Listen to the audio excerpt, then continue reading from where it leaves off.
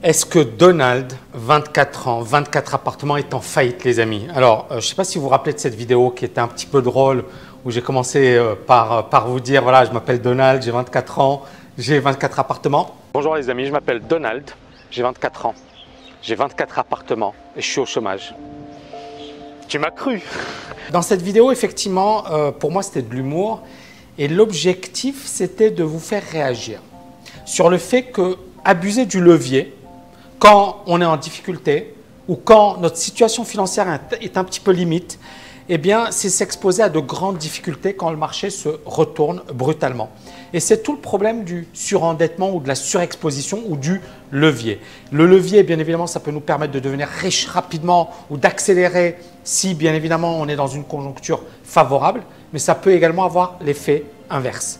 Et ces dernières années, c'est ce qui a été encouragé avec des taux d'intérêt extrêmement bas. Mardi, les taux d'intérêt sont tombés à 1,29% en moyenne, toutes durées confondues.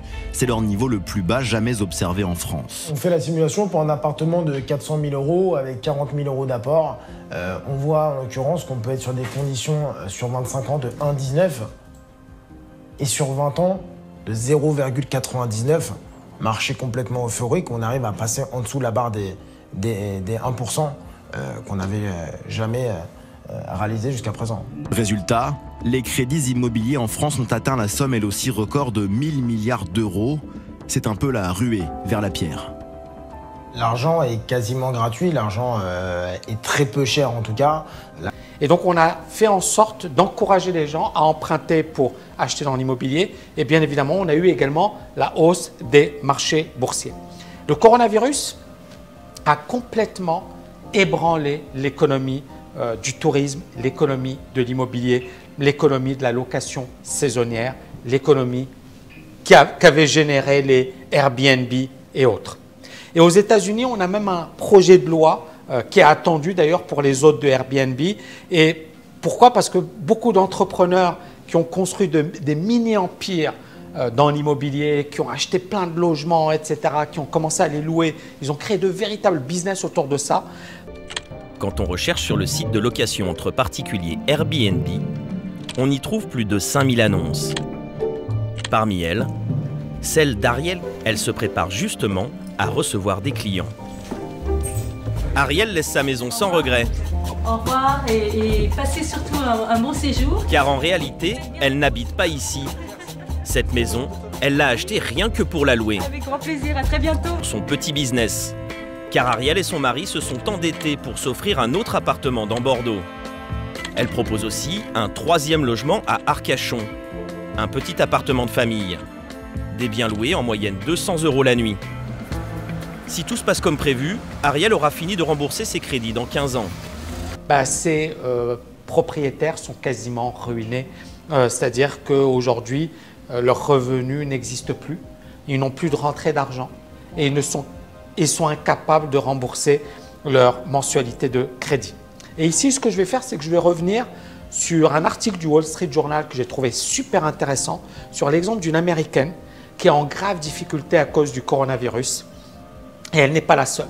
Elle a emprunté, elle a acheté des biens, elle a commencé à travailler sur du Airbnb et aujourd'hui, avec la crise profonde, avec effectivement l'incertitude, elle s'est retrouvée dans une situation où les locataires sont incapables de payer ou ne souhaitent pas payer et de nombreux propriétaires aujourd'hui sont pris à la gorge parce qu'ils sont incapables de rembourser leur mensualité de crédit. Alors ici, c'est a bargain with the devil, c'est effectivement un marchandage avec le diable. Et donc, bill comes due for overextended Airbnb hosts, c'est-à-dire que là maintenant la facture elle est tombée pour les gens qui sont surendettés par rapport au Airbnb. Entrepreneurs built mini empires of short-term rental properties. Donc, pas mal d'entrepreneurs aux États-Unis, mais également en France, en Europe, à Dubaï, partout dans le monde, ont construit des mini-empires autour de l'immobilier, autour de la location à court terme. Ils ont emprunté et en contrepartie, ils considéraient qu'ils allaient avoir des revenus. Je possède un gros immeuble, voilà à quoi il ressemble. Depuis que je suis sur Airbnb, mon immeuble a généré plus d'un demi-million de dollars de recettes. ce jeune Américain possède carrément un immeuble rempli d'appartements qu'il loue sur Airbnb. Et aujourd'hui, ils n'ont plus de revenus et ils sont un peu piégés. Donc ici, Cheryl Dopp considered the ding on her phone, etc. Donc ici, ça lui rapportait environ 8 000 $ par mois.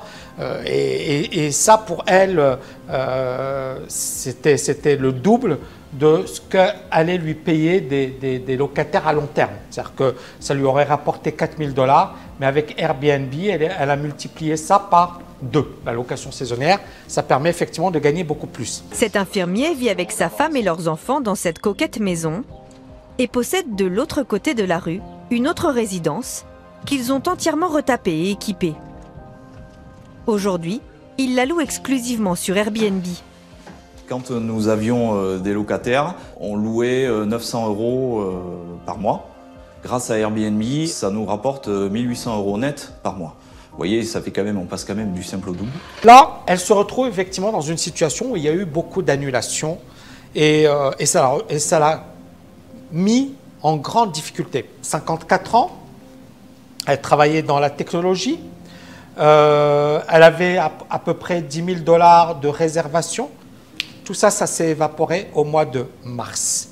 Elle a 22 000 $ de dépenses mensuelles parce qu'elle a un gros portefeuille de Airbnb et dans lequel il y a une maison à Jersey et à Miami. Et pour elle, normalement, ça n'aurait pas dû effectivement... normalement, les rentes, d'accord, les loyers auraient dû payer sa dette. Et elle dit, j'ai fait un deal avec le diable. C'est-à-dire qu'en fait, le levier l'a mis dans une situation extrêmement inconfortable. C'est un phénomène qui est de plus en plus répandu aux États-Unis, mais également partout. Et encore une fois, moi, je trouve que l'immobilier, c'est top, etc. Il y a eu une grosse mode ces derniers temps, mais on voit bien aujourd'hui le danger de l'immobilier et du levier. D'où l'importance, encore une fois, d'être extrêmement prudent. Et personne n'avait vu venir le coronavirus, mais on voit encore une fois le risque d'un levier important et d'une situation inattendue. Il faut s'attendre au pire, les amis. The sharing economy has proven particularly unstable. Donc, cette économie du partage, avec Airbnb, s'est retrouvée en difficulté, que ce soit Airbnb, que ce soit Uber, etc. Beaucoup de cette économie du partage s'est retrouvée en grave difficulté.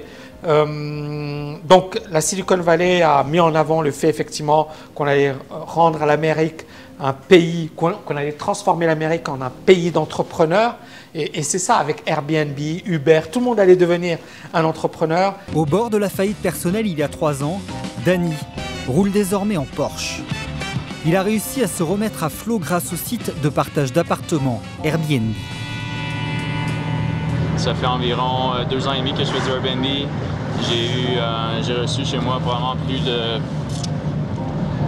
J'approche 2000 invités. Danny dit gagner 6 000 € par mois. Une somme tirée de la location occasionnelle de ses appartements. Danny aurait pu tout perdre. Sa petite cabane au Canada, ses appartements pour rembourser ses créanciers. Mais le site de location entre particuliers lui a permis de sortir la tête de l'eau. Et même mieux. Airbnb a changé ma vie, a changé la vie de ma voisine parce que c'est elle qui fait mes ménages, qui m'aide beaucoup. Mon oncle vient m'aider à faire de la plomberie, à faire des rénovations. Mon père, je le paye pour venir m'aider. Donc, ça a une influence sur beaucoup de gens à travers... c'est une économie de partage. C'est de l'économie qui est vraiment partagée avec plein de gens autour de moi. Avec des heures flexibles, avec effectivement moins de régulation, avec une formation, etc. Beaucoup de gens ont acheté cette idée de je peux transformer ma voiture en un business avec Uber, avec Lyft, etc. Et aujourd'hui, beaucoup de gens ont beaucoup perdu avec cette nouvelle économie, donc Airbnb et Uber, etc. Airbnb a vu l'équivalent de 1,5 milliard de $ de réservations s'évanouir mi-mars. Airbnb a bien évidemment remboursé totalement les locataires. Hosts should have always been prepared for this income to go away. C'est-à-dire qu'effectivement, c'est quelque chose qu'il fallait préparer à l'avance. Et donc cette situation, ça a mis en grande difficulté Airbnb. On parle effectivement de centaines de millions de dollars de pertes. Airbnb, effectivement, enregistrait pas mal d'argent, pas mal de pertes, même si, bien évidemment, ils n'en parlent pas publiquement. Et beaucoup d'économistes expliquent que le phénomène ne peut pas, ou à lui seul, provoquer une crise immobilière grave, parce qu'il n'y en a pas assez. Mais derrière Airbnb, il y a toute une économie. Il y a des gens qui tournent autour de cette économie. Vous voyez ici le Empire Building. Donc on voit le nombre de boîtes qui sont spécialisées dans le Airbnb depuis 2016. Et on voit qu'il y a eu une explosion. On a eu une hausse. Donc ici, effectivement, c'est les maisons louées sous forme de Airbnb. Et bien évidemment, les hautes. Et on voit que ça a explosé à la hausse, ça a dépassé les 400%. Il y a eu un engouement énorme durant les dernières années. Sauf que certaines personnes se sont endettées, ont emprunté de l'argent. Par exemple, ici, on parle de Jennifer Kelleher Hazlett, qui a dépensé environ 380 000 $ pour acheter 2 propriétés en 2018 au Michigan. Et elle a dit qu'elle et son mari, ils avaient effectivement mis leur argent. Ils ont emprunté 100 000 $ pour tout ce qui est meubles, design et compagnie. Et donc, ils s'attendaient à des revenus de 7 000 $ de la part de Airbnb après le paiement du mortgage, c'est-à-dire du prêt immobilier. On est bien d'accord qu'ils ne vont rien recevoir. Donc, tout ça pour vous dire que cet exemple prouve une chose, c'est que cette crise, notamment dans le domaine de l'immobilier, elle risque d'avoir un impact assez durable, assez marquant, parce que beaucoup de personnes ne s'y attendaient pas. Alors bien évidemment, les personnes qui ont pris leur protection, qui ont quand même du cash, qui sont prêts à encaisser 2 mois, 3 mois, 4 mois, 5 mois, 6 mois, ne sont pas les personnes en grande difficulté. Mais les personnes qui avaient juste suffisamment pour couvrir leurs dépenses risquent de se retrouver en grande difficulté. Voilà, j'espère que vous avez aimé cette vidéo. N'oubliez pas de la liker, de la partager. Je vous dis à bientôt. Ciao, ciao, ciao.